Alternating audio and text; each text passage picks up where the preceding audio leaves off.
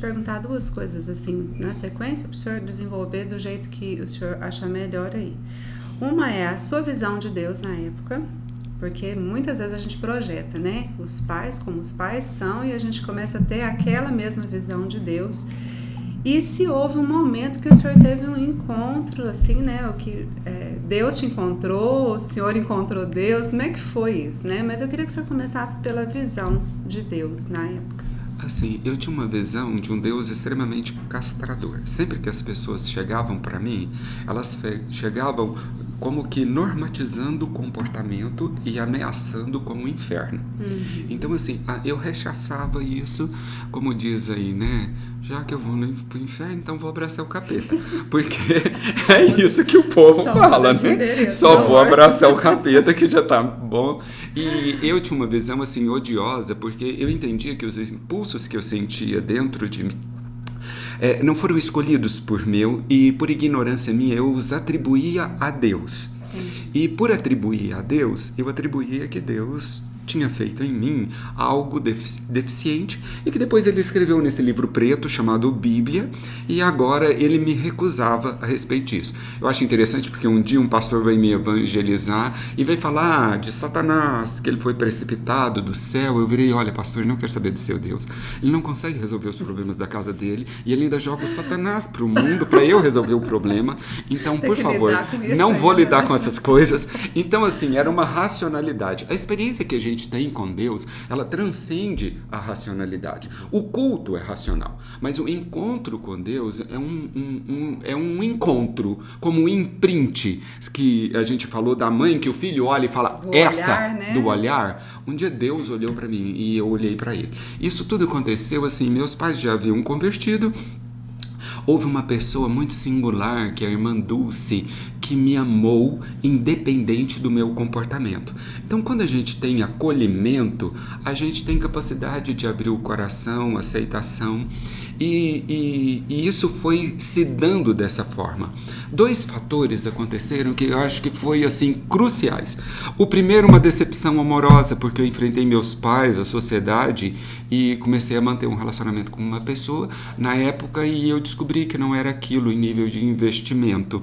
E eu acredito que os mandamentos de Deus, Rosiane, eles são até mesmo para nos poupar disso. Não é um Deus que quer cortar o barato, não é um Deus que se ofende, porque quem sou eu para ofender Deus, né? Porque se Deus se ofender porque o que eu fiz, então com certeza ele não é Deus, né? Deus não se ofende conosco, mas Deus quer nos proteger e proteger de nós mesmos e proteger do engano do nosso próprio coração.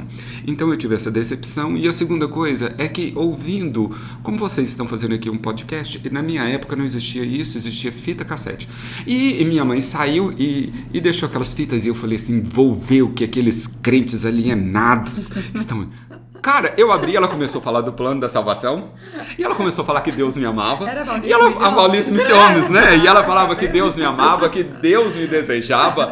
E eu falei assim, nossa, eu não acredito. E eu comecei a escorregar na cadeira, igual eu tô aqui, sabe? Assim, quando eu vi, eu terminei a fita chorando, porque tudo aquilo que eu procurava nas relações com as outras pessoas, aquela mulher falava que Deus desejava em mim. E não normatizando o comportamento, mas de uma forma que ganhasse o meu coração, que me tracionasse de uma forma gentil, me respeitando os meus limites, para vida com Deus e para uma nova relação com Deus.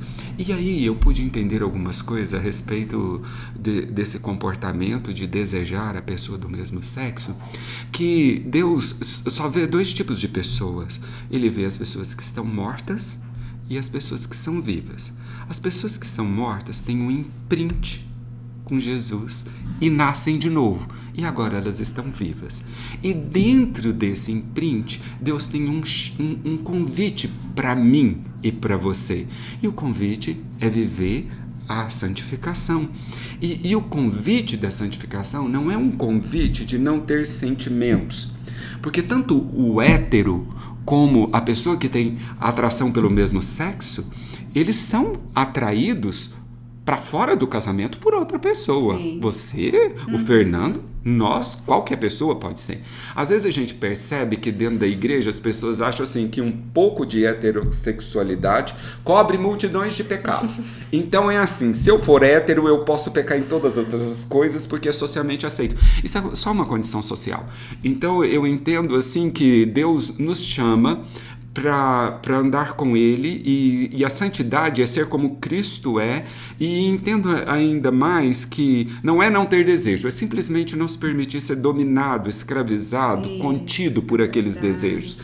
Mas você ter. E a pessoa pode até desfrutar e se perceber numa relação heterossexual. E eu acho que foi essas coisas que aconteceram comigo. Eu tive a confiança em Cristo e depositei a confiança no Senhor a respeito disso. E houve uma série de transformação.